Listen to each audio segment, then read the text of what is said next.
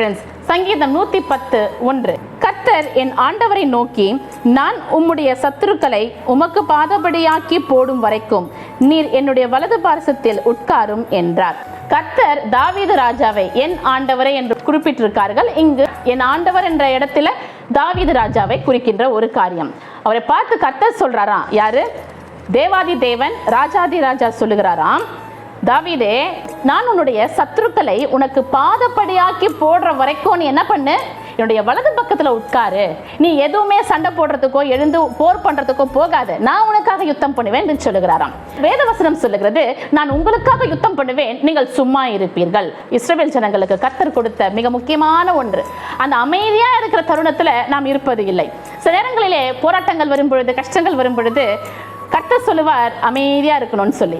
அதுதான் நம்மளால முடியாது. அநேக காரியங்களை இதை பண்ணணும் அதை பண்ணணும் முயற்சி செய்து கொண்டே இருப்போம். அந்த நேரங்களில நீங்க ஜஸ்ட் ஜோம் பண்ணி கொண்டே இருங்க. கர்த்தருடைய பாதத்துல அமர்ந்திருக்க கற்றுக்கொள்வோம். அதனாலதான் வேதவசனம் இன்னொரு இடத்துல சொல்லுகிறார், கர்த்தர் அமர்ந்திருந்து நானே தேவன் என்று அறிந்து கொள்ளுங்கள். அந்த அமர்ந்திருக்கத்தான் நாம் பழகி கொள்ள வேண்டும். விசேஷமாக நமக்கு ட்ரபிள்சம் டைம்ல ரொம்ப நம்மளால தாங்க முடியல என்று சொல்லுகிற சிச்சுவேஷன்ஸ்ல கர்த்தர் நமக்காக யுத்தம் பண்ணி கொண்டிருக்கான்னு அர்த்தம். எனக்கு நம்ம எடுக்கிற எல்லா முயற்சிகளும் எப்பொழுது ஃபெயிலியர் ஆகி கொண்டு இருக்குதோ, எல்லாவற்றிலும் நாம் நினைக்கிற அளவுக்கு எந்த விதமான நம்முடைய எக்ஸ்பெக்டேஷன்ஸும் ஃபுல்ஃபில் ஆகலையோ, நாம் யோசித்துக் கொள்ள வேண்டும், நமக்காக ஒருவர் யுத்தம் பண்ணி கொண்டிருக்கிறார்.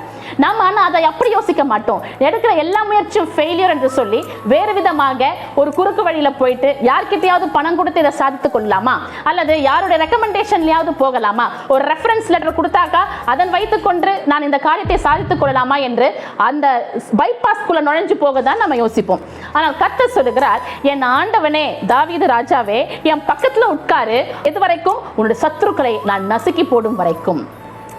கர்த்தர் நம்முடைய வாழ்க்கையில அனுமதிக்கின்ற சில போராட்டங்கள் என்னுடைய குமாரனை மகிமைப்படுத்தும்படியாக, என் குமாரனுடைய பெயரை மகிமைப்படுத்தும்படியாக, நம்முடைய காரியங்களிலே பொறுமையா இருக்கும் பொழுது அந்த காரியத்தில் நமக்கு ஜெயத்தை கொடுக்கிறவராய் இருக்கிறார். அவர் நாமத்தை மகிமைப்படுத்தும்படியாக சில காரியங்களை நமக்கு அவர் வெளிப்படுத்துகிறவராய் இருக்கிறார். நம்முடைய காரியங்கள் அந்த நேரங்களிலே மௌனமாய் இருப்பது சால சிறந்ததா இருக்கும். சிந்தித்து பாருங்கள். ஒருவேளை நீங்கள் இந்த மாதிரி ஏதோ ஒரு வித போராட்டங்களை நீங்க கிராஸ் பண்ணி கொண்டிருக்கலாம். நிறைய நாள் ஜோம் பண்ணிருக்கின்ற காரியங்கள் உங்களுக்கு தடையாக இருக்கலாம். தடைப்பட்ட காரியங்களிலே உங்களுடைய கடமை என்ன தெரியுமா? பொறுமையோடு கர்த்தருடைய சமூகத்தில் தரித்திருங்கள். கர்த்தர் உங்களுக்காக யுத்தம் பண்ணி கொண்டிருக்கிறார். உங்களுக்கான காரியம் உங்களிடத்தில் வந்து சேரும். தேவனை நீங்கள் மகிமைப்படுத்துவீர்கள். Have a blessed day. Praise be to God.